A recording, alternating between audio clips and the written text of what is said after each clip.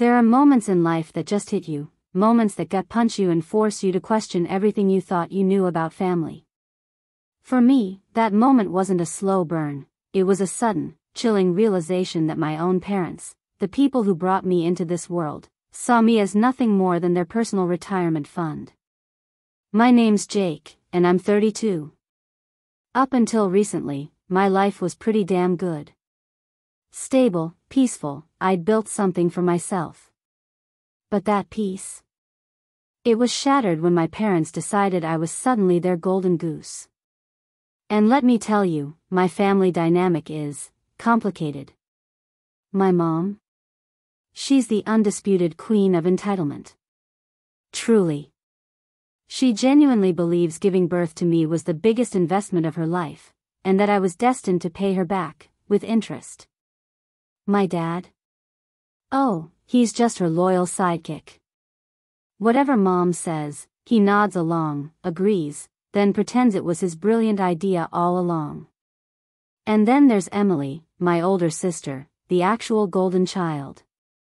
If favoritism ever needed a poster child, it would be her, probably framed in gold above their fireplace. She never had to lift a finger for anything. If Emily wanted it, it magically appeared. Me? I was out there busting my butt, earning my own money since I was 16, while my parents made a million excuses for why they couldn't help me with even the smallest thing. So, a few months back, I get this call from my mom. Immediately, alarm bells went off. She never calls unless she wants something. I pick up, and the first thing she chirps is, "How's my favorite son?" My blood ran cold. Right, I thought, here we go. I dryly said, "Mom, I'm your only son." She let out this fake, tinkling laugh like I'd just told the funniest joke in the world, and then she said, "That's why we need to have a little talk. Your father and I are getting older, and we're thinking it's time to retire, settle down, enjoy life." I genuinely thought, good for them. So I told her that. That's when the bombshell dropped. "We were thinking you could help us out financially." I honestly thought I misheard her. My brain just couldn't process it. I asked her to repeat it, and she did, this time with a tone that suggested this was the most obvious, natural request in the world. "I mean, what? You're both 55. I blurted out. My dad, bless his cotton socks, then chimed in, "We've worked hard our whole lives, and now it's your turn to take care of us. Family takes care of each other." Family. That magic word. The same family who forgot my birthday 3 years in a row. The same family who always put Emily first. It was infuriating. I asked if they'd talked to Emily about this. The second her name left my lips, my mom went completely defensive. "Emily has her own life to live," she practically shrieked. "She's busy. Unlike you, she has responsibilities." I just blinked. A few times. Was I in some alternate reality? Emily, who had never worked a real job in her life, had responsibilities. Meanwhile, I run my own successful business, pay all my own bills, and somehow I'm the one with extra money they feel entitled to? I took a deep breath. A really deep breath. And then I said it. No. Silence. Thick, heavy silence. Then my mom's voice, sharp as a knife, "Excuse me?" I said it again, louder this time. "No. I am not paying for your retirement." They had decades to save, to plan, to be responsible adults. But instead, they spent it all on Emily. Covering for her bad decisions, bailing her out again and again. That's not my problem. And that's when my mom completely lost it. She started screaming about how ungrateful I was, how much they'd sacrificed for me, how I wouldn't be where I was without them. My dad, naturally, joined in. "We gave you everything." "Everything?" I asked, my voice dangerously calm. Name one sacrifice. Just one. My mom sputtered, searching for words, and then she shrieked, Emily would never abandon us like this. And that's when I started to laugh. A genuine, bitter laugh. Because I knew something they didn't. Emily didn't care about them. She wouldn't help them. She never had, and she never would. I hung up the phone. A few months passed. Life was good, peaceful again. I really thought it was over. Then one night, there was a knock at my door. I opened it, and there they stood. My parents. Suitcases in hand. Their entitled smiles, the ones they always wore when they expected me to fall in line, faltered when they saw my face. My mom cleared her throat. We need to talk. I crossed my arms. No, Mom. We really don't. But they were already stepping forward, like they expected me to just invite them in. And that's when it hit me. A cold, hard realization. They didn't just want money. They wanted to move in. I didn't step aside. I didn't invite them in. Instead, I just stood there, arms crossed, staring at the two people who used to be my parents before they decided I was their personal ATM. My mom was the first to break the agonizing silence. She put on that fake, syrupy sweet voice she always used when she wanted something. We were in the neighborhood, she chirped, as if she just happened to be dragging two giant suitcases down my street. My dad nodded along, clearly sticking to the script they'd prepped in the car. And, well, we figured we'd stop by for a little visit. I glanced at the suitcases again. You usually bring a full wardrobe for your little visits? My mom's smile twitched. That's actually what we need to talk about. I already knew where this was going, but I let her continue. She sighed dramatically, like she was carrying the weight of the world on her shoulders. Your father and I, we've hit some financial difficulties. We had some unexpected expenses. I cut her off. Emily needed money again, didn't she? Their silence was all the answer I needed. I laughed, a short, humorless sound, shaking my head. It was honestly incredible. They spent their whole lives bending over backwards for my sister, covering her messes, paying her bills, making excuse after excuse for her. And now, after all that, here they were. Broke. Homeless. Standing on my doorstep, expecting me to clean up their mess. My dad cleared his throat, trying to regain some control. Look, son, let's not make this about Emily. This is about family. We need a place to stay for a little while. Just until we get back on our feet. I raised an eyebrow. Define, a little while. My mom waved a dismissive hand. Oh, a few months. Maybe a year. I nearly choked. A year? I took a step back, still blocking the doorway. No. My mom's face hardened. What do you mean, no? I mean exactly what I said. No. They made their choices. They spent their money.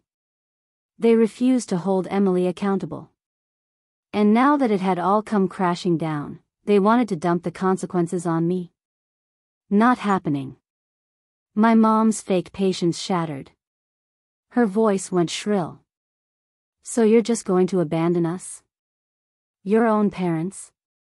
I stared at her, my gaze icy. Like how you abandoned me every time Emily needed something. That one landed. My mom's mouth opened and closed like a fish gasping for air. My dad tried a different tactic. He sighed heavily, shaking his head like he was deeply disappointed in me. We raised you better than this. I let out a short, bitter laugh. No, you didn't. And that's when the explosion happened.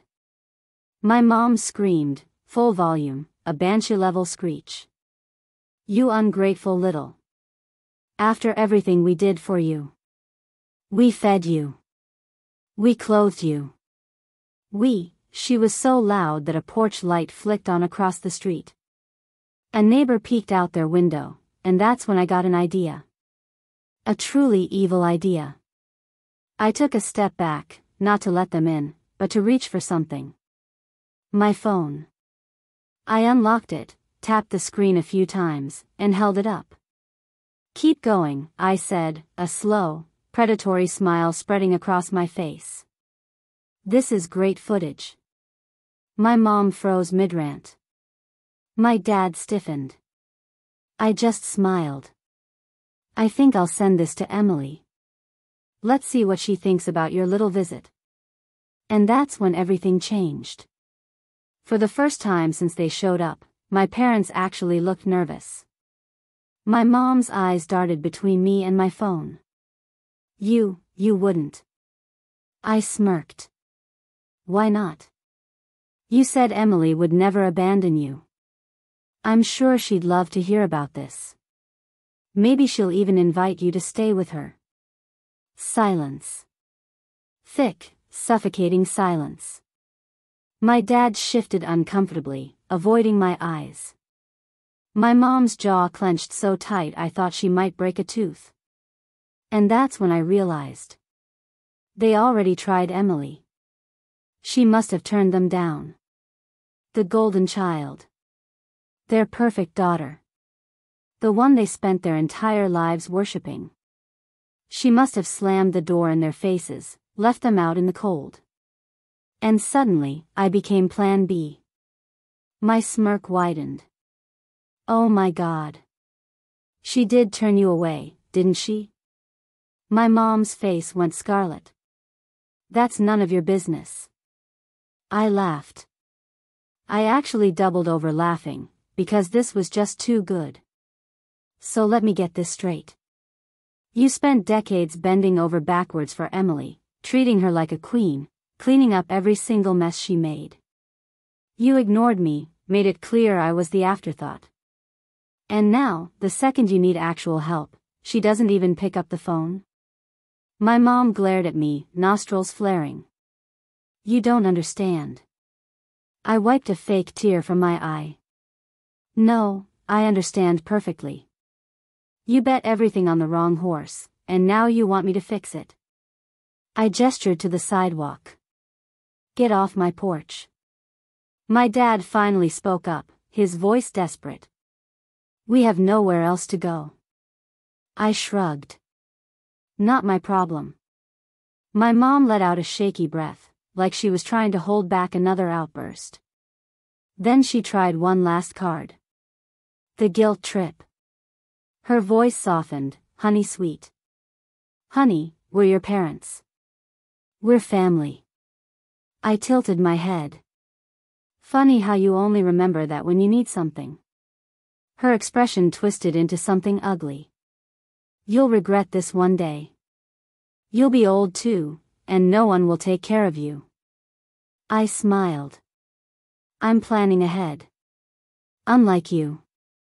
My mom looked like she was about to throw another fit, but my dad put a hand on her arm. He'd given up. He knew there was no winning this. They turned, dragging their suitcases behind them, and as they disappeared into the night, I couldn't help but wonder where they would go now.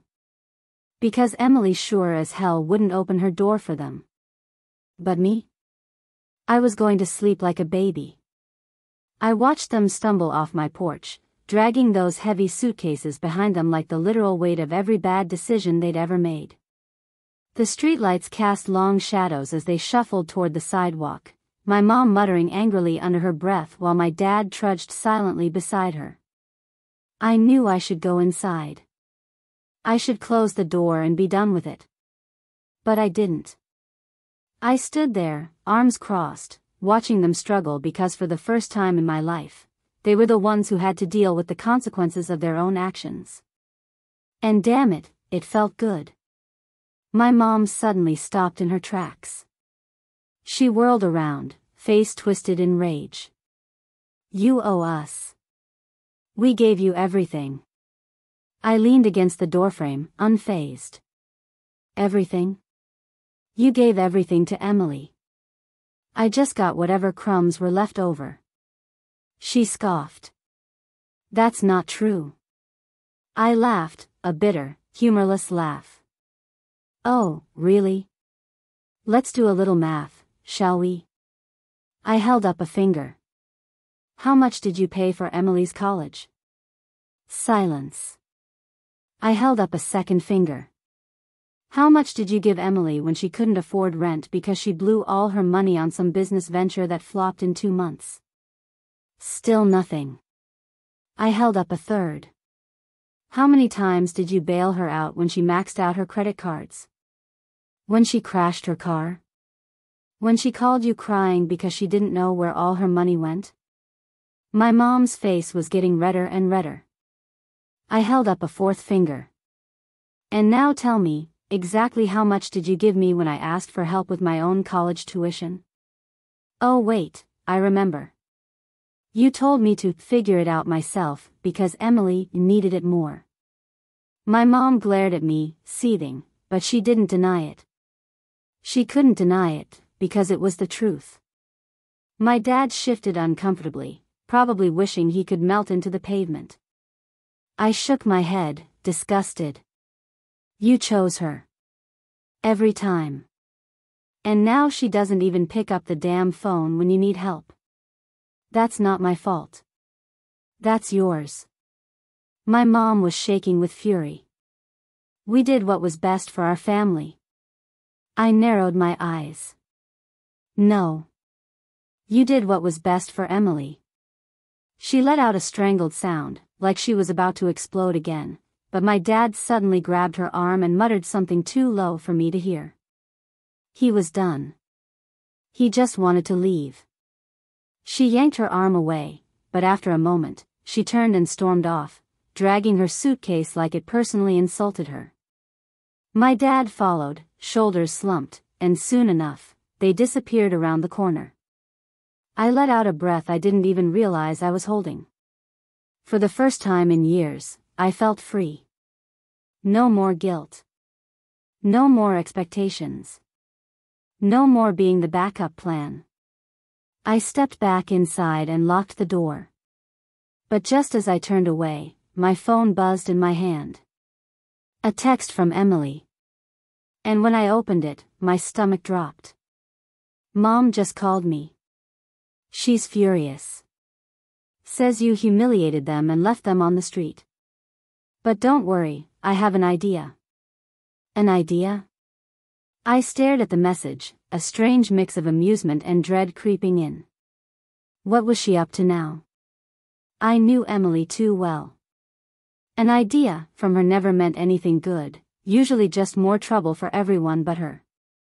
Before I could even type a response, my phone buzzed again. Call me. We need to talk. I rolled my eyes. Of course. Because why send a text when she can talk over me instead? Still, I couldn't help but be curious. I sighed, pressed call, and put the phone to my ear. She picked up immediately. Wow, so you actually kicked Mom and Dad out? That's kind of brutal, don't you think, she said, her voice a little too casual. I scoffed. Oh, don't start. They showed up at my door demanding I take care of them. What was I supposed to do? Emily sighed dramatically, like she was already exhausted by this conversation. I don't know, maybe not throw our parents onto the street? That seems like a solid option. My grip tightened around the phone. Funny, you weren't so concerned when you turned them away. Silence. I smirked. Yeah, they didn't tell me, but I figured it out. You were their first choice, weren't you? They went crawling to you first, and you shut the door in their faces. And now you're mad that I did the same thing? Emily let out a little laugh, but there was an edge to it. Oh, come on, you know how it is. I have things going on. A social life, a career, responsibilities. I can't just drop everything to babysit two boomers who can't handle their money. I raised an eyebrow. And I can? There was a pause. Then she sighed, like I was being utterly unreasonable. I mean, yeah. You've always been the responsible one. The one who's good at dealing with this kind of stuff. You're independent, smart, you actually plan ahead. You can handle this. I nearly laughed out loud. So let me get this straight. You got to be the reckless, spoiled one for your entire life, and now that our parents need help, you just assume I should deal with it because I was forced to be the responsible one? Emily hummed thoughtfully. I mean, yeah, that sounds about right. I shook my head, stunned. Well, you really don't even try to hide it, do you? She giggled. Why would I? It's just the natural order of things. I mean, come on, they love me. Always have. You know that. They were never going to ask me to do the hard stuff. That's what you're for. My jaw clenched. Then why are you even calling me? She clicked her tongue. Because you're being ridiculous. Look, I get it, you're mad, you want to make a point. But be honest, don't you feel even a little bad leaving them out there like that? They're old, they're stressed. They're family. And let's be real, you can totally afford to let them stay for a while. Your place is way bigger than mine. You have the space. I let out a slow breath. You know what's funny? If they had just asked me for help, if they had come to me like normal human beings instead of demanding and guilt-tripping, I might have actually considered it. But they didn't. And now here you are, acting like I'm some kind of villain for refusing to clean up your mess. Emily sighed again, like I was a child who just didn't get it. Look, I know they can be a bit much, but they are our parents. And one day, you're going to regret treating them like this. I shook my head. No. They're going to regret treating me like this. Emily was quiet for a moment. Then she let out a soft, amused chuckle. You're really not going to budge on this, huh? Not even a little. Wow. Cold, she responded.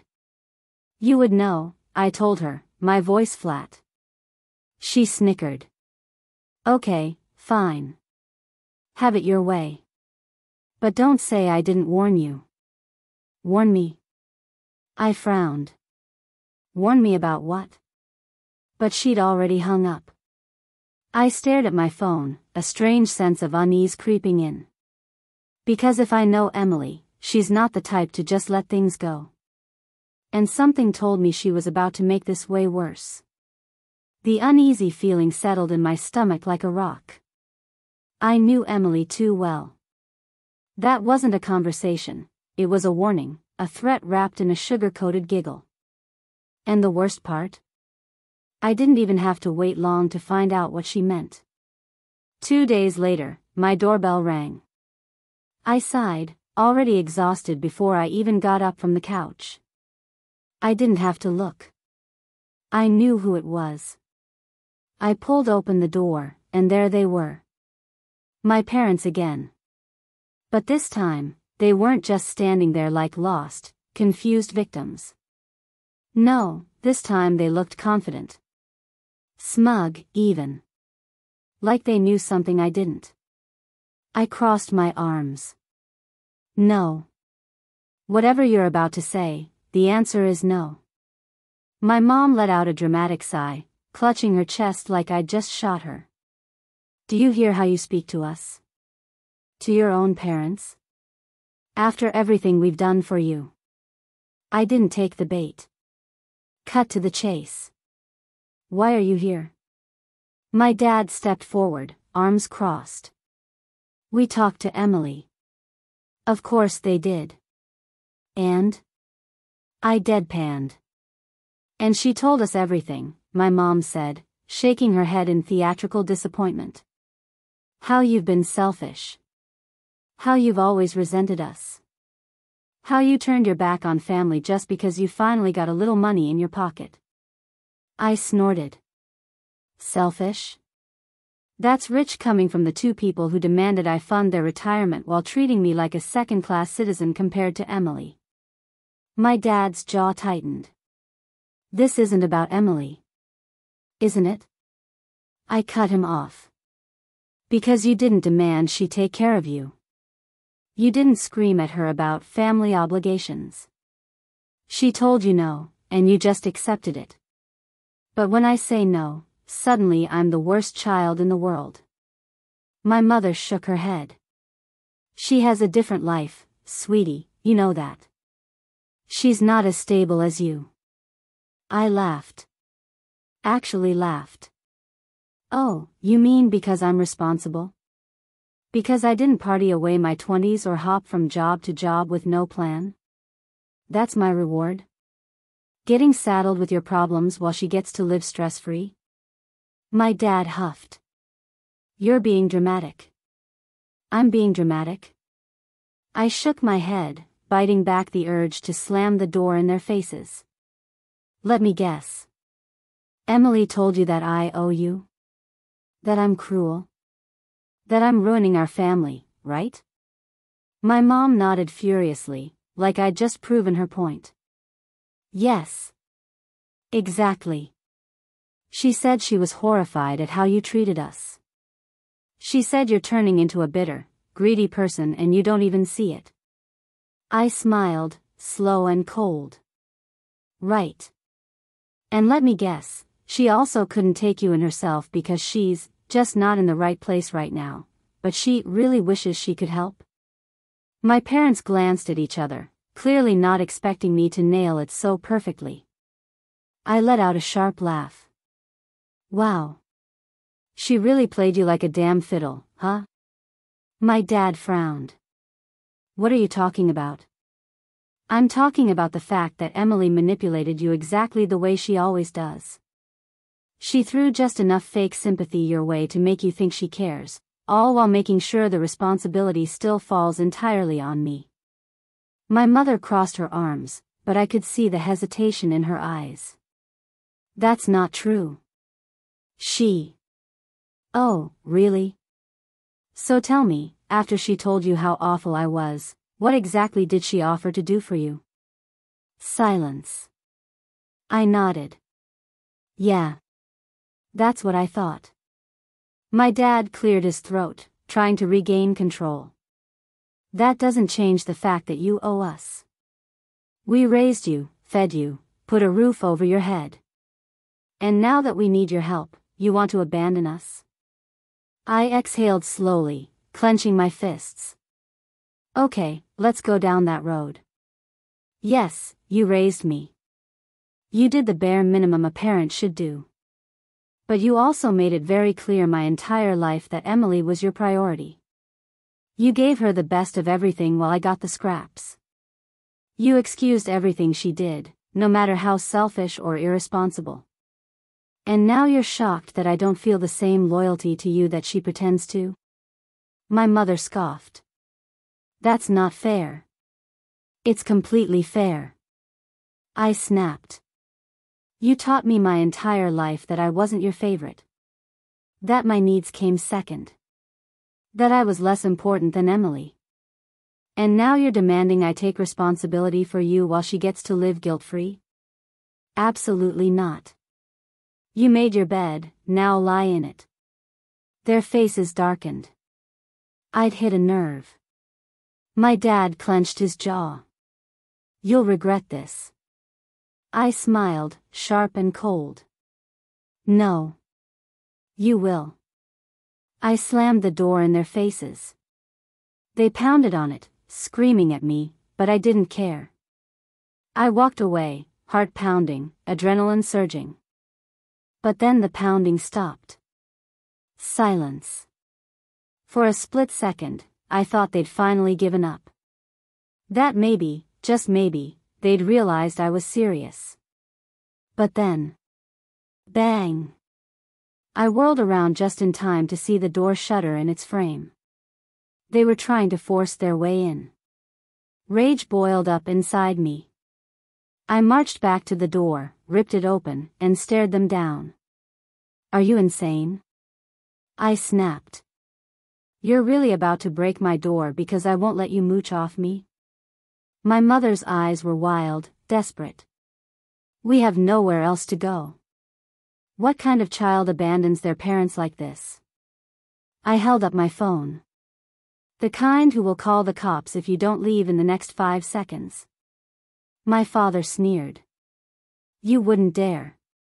Try me. I pressed the emergency dial.